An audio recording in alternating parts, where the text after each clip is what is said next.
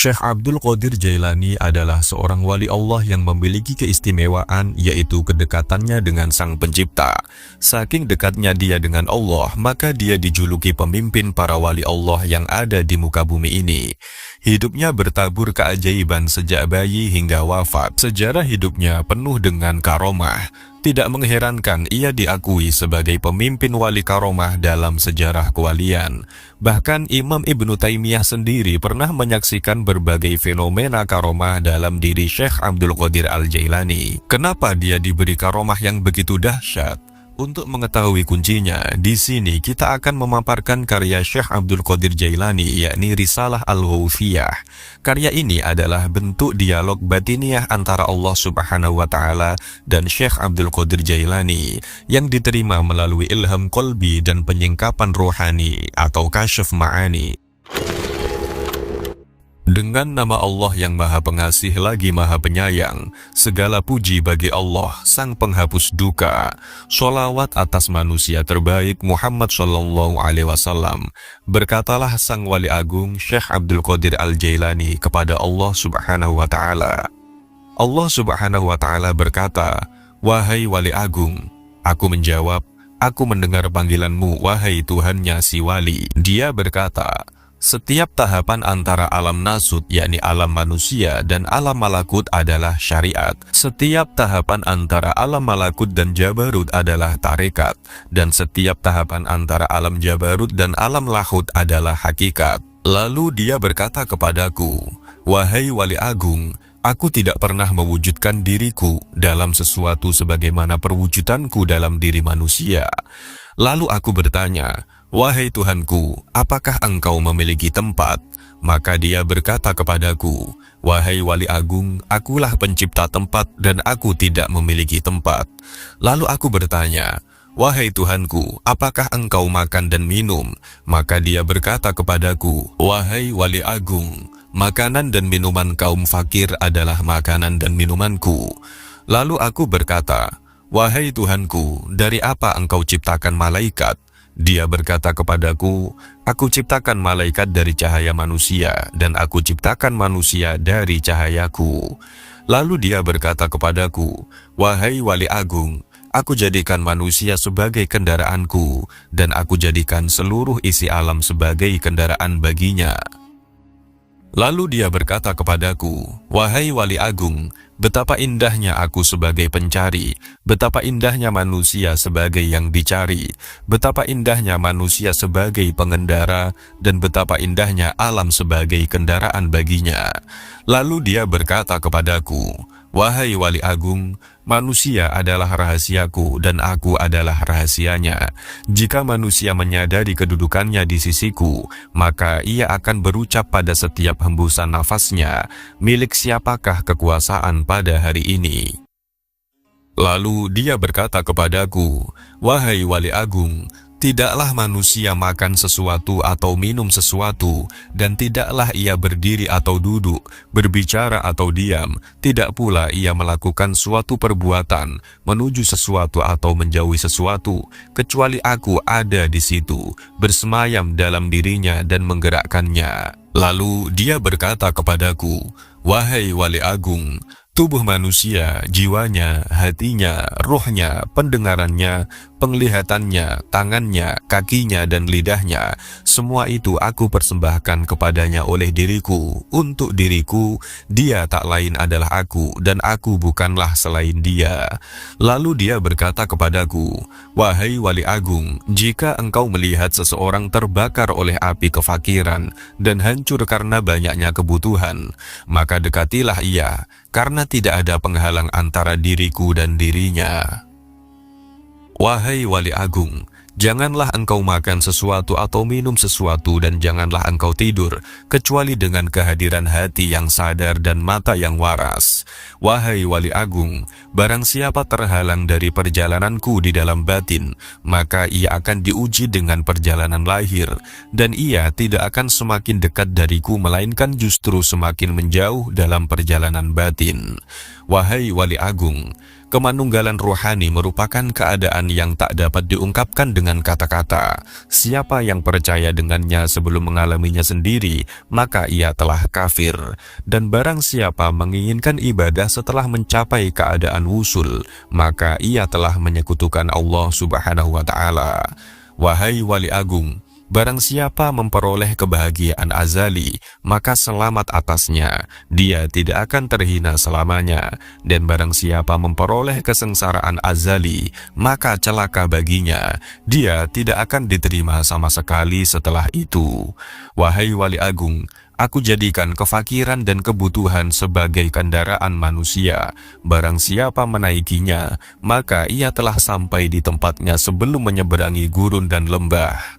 Wahai wali agung, bila manusia mengetahui apa yang terjadi setelah kematian, tentu ia tidak menginginkan hidup di dunia ini, dan ia akan berkata di setiap saat dan kesempatan, Tuhan, matikan aku. Wahai wali agung, semua makhluk pada hari kiamat akan dihadapkan kepadaku dalam keadaan tuli, bisu, dan buta, lalu merasa rugi dan menangis. Demikian pula di dalam kubur. Wahai wali agung, cinta merupakan tirai yang membatasi antara sang pencinta dan yang dicintai. Bila sang pencinta telah padam dari cintanya, berarti ia telah sampai kepada sang kekasih. Wahai wali agung, aku melihat ruh-ruh menunggu di dalam jasad-jasad mereka setelah ucapannya, bukankah aku ini Tuhanmu, sampai hari kiamat. Lalu sang wali berkata, aku melihat Tuhan yang Maha Agung dan dia berkata kepadaku, wahai wali agung, barang siapa bertanya kepadaku tentang melihat setelah mengetahui, berarti ia telah terhalang dari pengetahuan tentang melihat. Barang siapa mengira bahwa melihat tidak sama dengan mengetahui, maka berarti ia telah terperdaya oleh melihat Allah Subhanahu wa Ta'ala. Wahai wali agung, orang fakir dalam pandanganku bukanlah orang yang tidak memiliki apa-apa, melainkan orang fakir adalah ia yang memegang kendali atas segala sesuatu. Bila ia berkata kepada sesuatu, jadilah, maka terjadilah ia. Tak ada persahabatan dan kenikmatan di dalam surga setelah kemunculanku di sana, dan tak ada kesendirian dan kebakaran di dalam neraka setelah sapaanku kepada para penghuninya. Lalu ia berkata kepadaku, wahai wali agung, aku yang paling mulia di antara semua yang mulia, dan aku yang paling penyayang di antara semua yang penyayang. Wahai wali agung, tidurlah di sisiku tidak seperti tidurnya orang-orang awam, maka engkau akan melihatku. Terhadap hal ini, Syekh Abdul Qadir Jailani berkata, wahai Tuhanku, bagaimana aku tidur di sisimu? Dia berkata, dengan menjauhkan jasmani dari kesenangan, menjauhkan nafsu dari syahwat, menjauhkan hati dari pikiran dan perasaan buruk, dan menjauhkan ruh dari pandangan yang melalaikan, lalu meleburkan zatmu di dalam zat. Lalu dia berkata kepadaku, wahai wali agung, katakan kepada sahabatmu dan pencintamu, siapa di antara kalian yang menginginkan kedekatan denganku, maka hendaklah ia memilih kefakiran, lalu kefakiran dari kefakiran.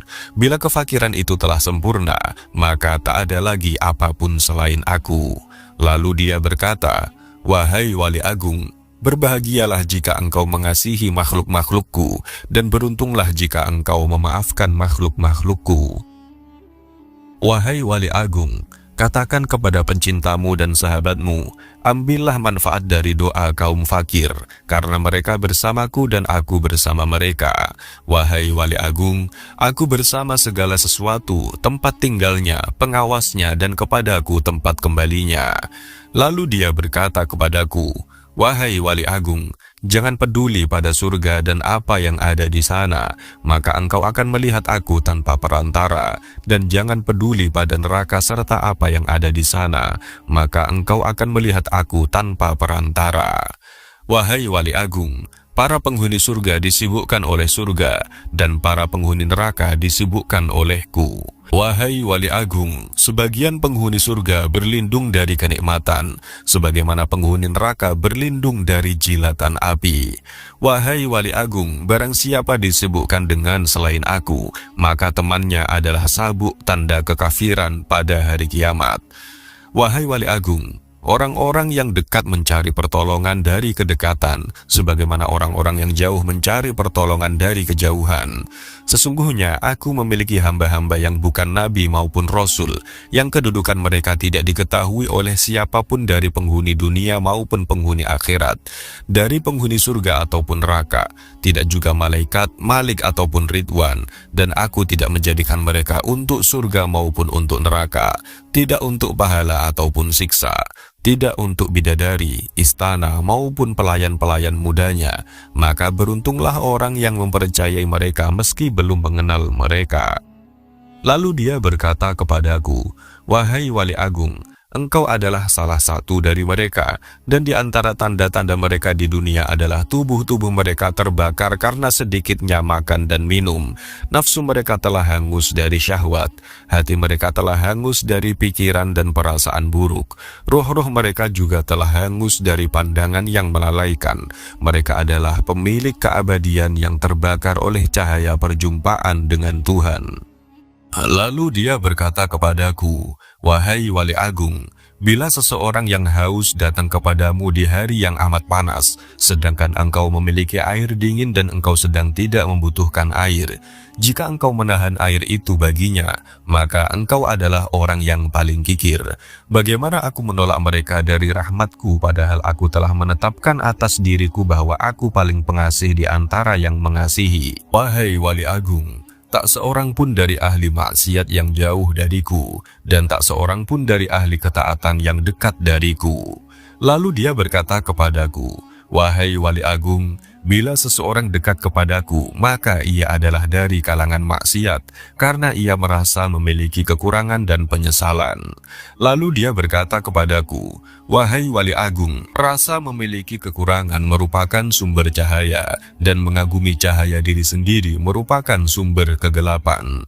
Wahai wali agung, ahli maksiat akan tertutupi oleh kemaksiatannya, dan ahli taat akan tertutupi oleh ketaatannya. Dan aku memiliki hamba-hamba selain mereka yang tidak ditimpa kesedihan maksiat dan keresahan ketaatan."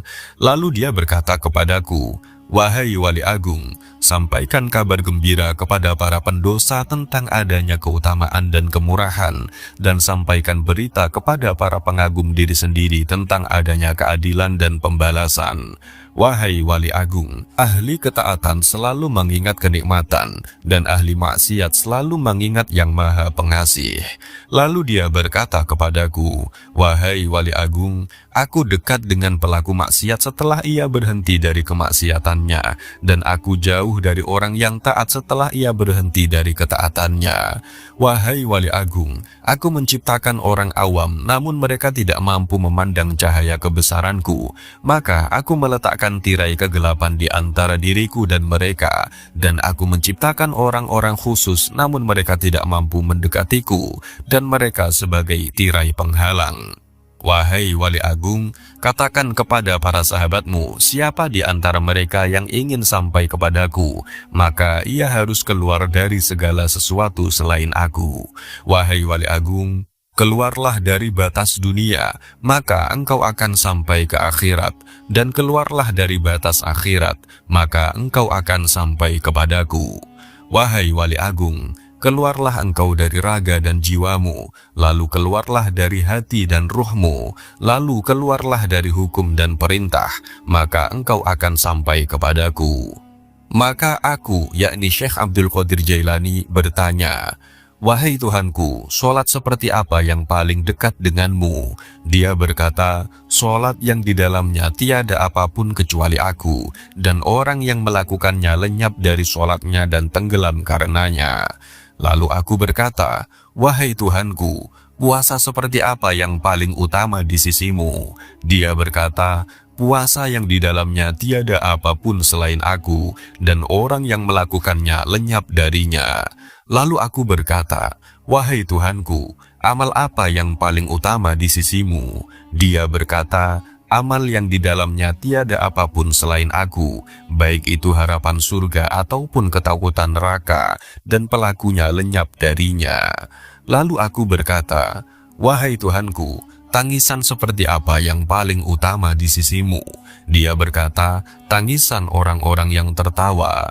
Lalu aku berkata, wahai Tuhanku, tertawa seperti apa yang paling utama di sisimu? Dia berkata, tertawanya orang-orang yang menangis karena bertaubat. Lalu aku berkata, wahai Tuhanku, taubat seperti apa yang paling utama di sisimu? Dia menjawab, taubatnya orang-orang yang suci. Lalu aku bertanya, wahai Tuhanku, kesucian seperti apa yang paling utama di sisimu? Dia menjawab, kesucian orang-orang yang bertaubat.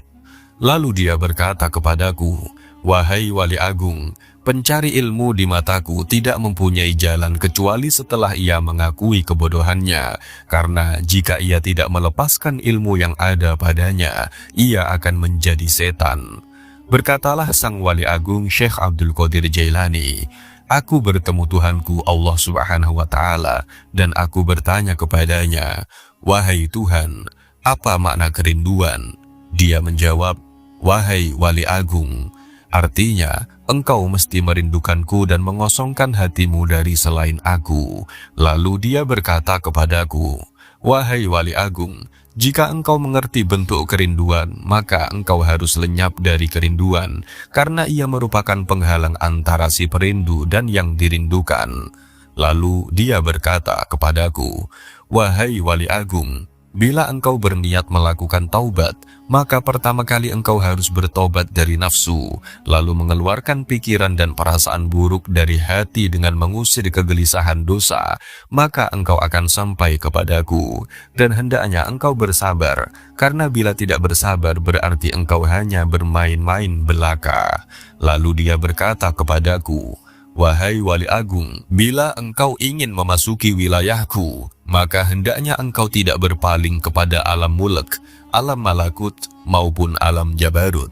Karena alam mulk adalah setannya orang berilmu, dan malakut adalah setannya ahli ma'rifat, dan jabarut adalah setannya orang-orang sabar. Siapa yang puas dengan salah satu dari ketiganya, maka ia akan terusir dari sisiku.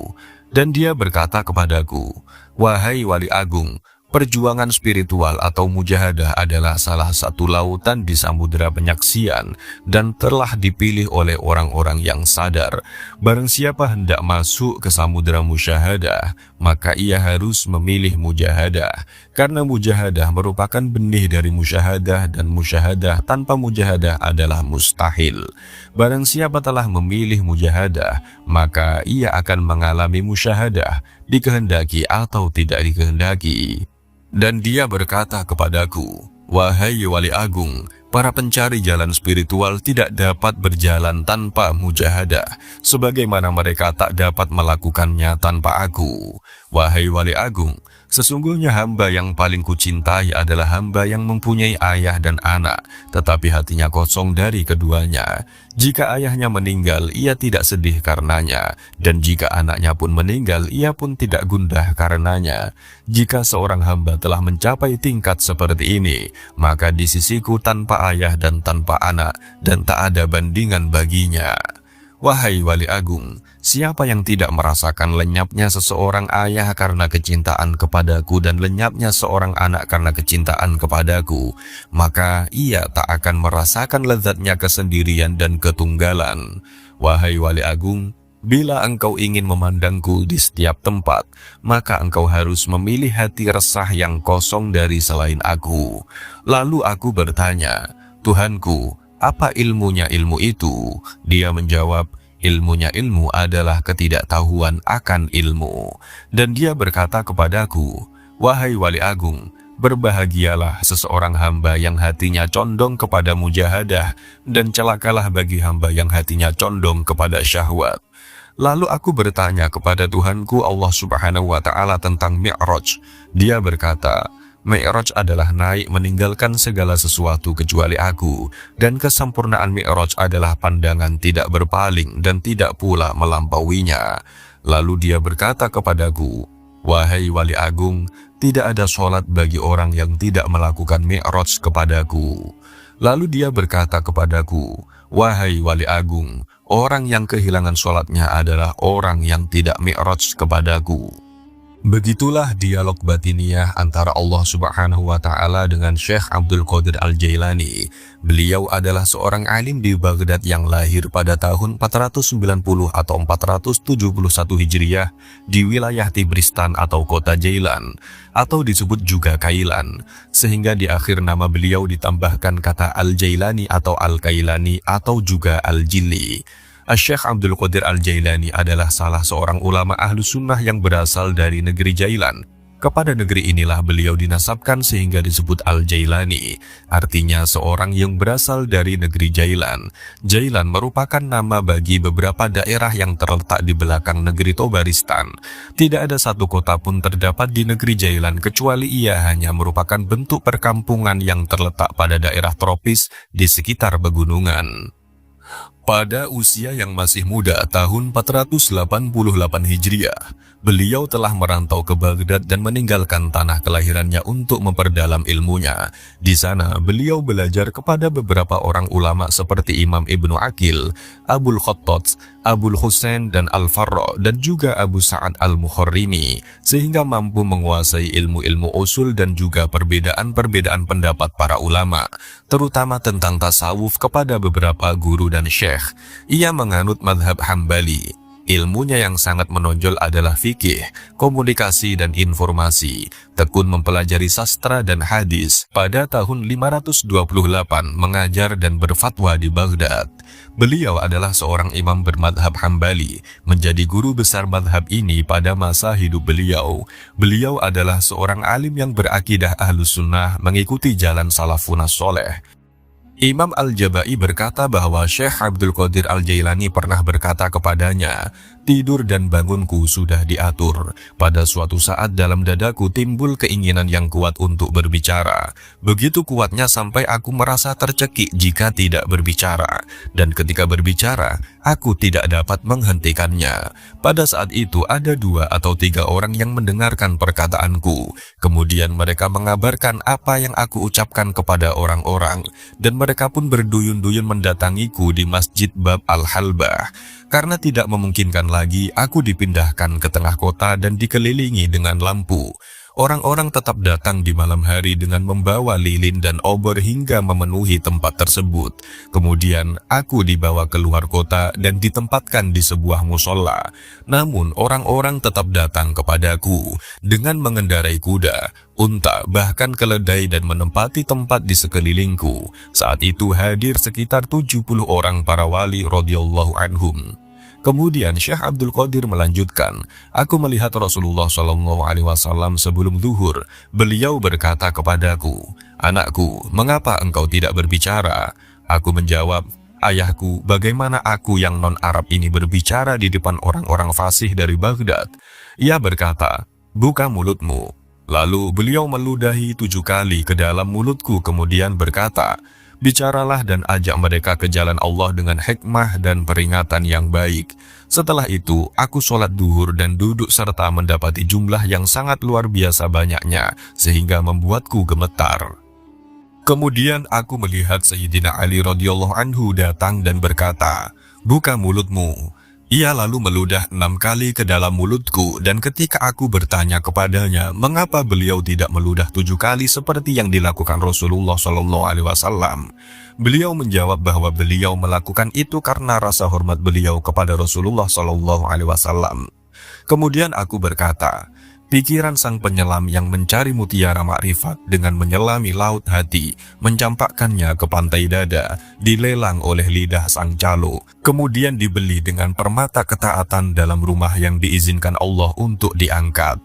Ia kemudian menyitir, dan untuk wanita seperti Laila, seorang pria dapat membunuh dirinya dan menjadikan maut dan siksaan sebagai sesuatu yang manis. Dalam beberapa manuskrip didapatkan bahwa Syekh Abdul Qadir Al-Jailani berkata, sebuah suara berkata kepadaku saat aku berada di pengasingan diri, kembali ke Baghdad dan ceramahilah orang-orang. Aku pun ke Baghdad dan menemukan para penduduknya dalam kondisi yang tidak aku sukai dan karena itulah aku tidak jadi mengikuti mereka. Sesungguhnya, kata suara tersebut, mereka akan mendapatkan manfaat dari keberadaan dirimu. Apa hubungan mereka dengan keselamatan agamaku atau keyakinanku? Tanya Syekh Abdul Qadir Al-Jailani dalam hatinya. Kembali ke Baghdad dan engkau akan mendapatkan keselamatan agamamu. Jawab suara itu. Aku pun membuat 70 perjanjian dengan Allah. Di antaranya adalah tidak ada seorang pun yang menentangku dan tidak ada seorang muridku yang meninggal kecuali dalam keadaan bertaubat. Setelah itu aku kembali ke Baghdad dan mulai berceramah. Syekh Abdul Qadir Al-Jailani berkata, sewaktu kecil ada malaikat yang selalu datang kepadaku setiap hari dalam rupa pemuda tampan. Ia menemaniku ketika aku berjalan menuju madrasah dan membuat teman-temanku selalu mengutamakan diriku. Ia menemaniku seharian hingga aku pulang. Dalam sehari aku peroleh ilmu lebih banyak daripada yang diperoleh teman-teman sebayaku selama 1 minggu. Aku tak pernah mengenali pemuda itu. Suatu hari ketika aku bertanya kepadanya, ia menjawab, aku adalah malaikat yang diutus Allah. Dia mengutusku untuk melindungimu selama kau belajar. Itulah penggalan cerita Syekh Abdul Qadir Al-Jailani tentang pengalamannya pada masa kecil. Ibunya, Ummul Khair Fatimah binti Asy-Syaikh Abdullah Sumi, keturunan Rasulullah SAW, melalui cucu terkasihnya Husain. Beliau menuturkan, anakku Abdul Qadir lahir di bulan Ramadan. Pada siang hari bulan Ramadan, bayiku itu tak pernah mau diberi makan. Dikisahkan, pada suatu Ramadan ketika Syekh Abdul Qadir Al-Jailani masih bayi, orang-orang tak dapat melihat hilal karena tertutup awan. Akhirnya, untuk menentukan awal puasa, mereka mendatangi rumah Ummul Khair dan menanyakan apakah bayinya sudah makan hari itu. Saat mengetahui bahwa anak itu tak mau makan, mereka yakin bahwa Ramadan telah tiba. Dalam kesempatan yang lain, Syekh Abdul Qadir Al-Jailani bercerita, setiap kali terlintas keinginan untuk bermain bersama teman-temanku, aku selalu mendengar bisikan, jangan bermain, tetapi datanglah kepadaku wahai hamba yang dirahmati. Karena takut, aku berlari ke dalam pelukan ibu. Kini, meskipun aku beribadah dan berkholwat dengan khusyuk, aku tak pernah bisa mendengar suara itu sejelas dulu. Ketika ditanya mengenai apa yang mengantarkannya kepada makom ruhani yang tinggi, ia menjawab, kejujuran yang pernah kujanjikan kepada ibuku. Kemudian Syekh Abdul Qadir Al-Jailani menuturkan kisah berikut. Pada suatu hari raya Idul Adha, aku pergi ke ladang untuk membantu bertani. Ketika berjalan di belakang keledai, tiba-tiba hewan itu menoleh dan memandangku, lalu berkata, kau tercipta bukan untuk hal semacam ini. Mendengar hewan itu berkata-kata, aku sangat ketakutan. Aku segera berlari pulang dan naik ke atap rumah. Ketika memandang ke depan, kulihat dengan jelas para jamaah haji sedang wukuf di Arafah. Kudatangi ibuku dan memohon kepadanya, izinkan aku menempuh jalan kebenaran, biarkan aku pergi mencari ilmu bersama para bijak dan orang-orang yang dekat kepada Allah. Ketika ibuku menanyakan alasan keinginanku yang tiba-tiba, kuceritakan apa yang terjadi. Mendengar penuturanku, ia menangis sedih. Namun ia keluarkan 80 keping emas harta satu-satunya warisan ayahku. Ia sisihkan 40 keping untuk saudaraku. 40 keping lainnya dijahitkannya di bagian lengan mantelku.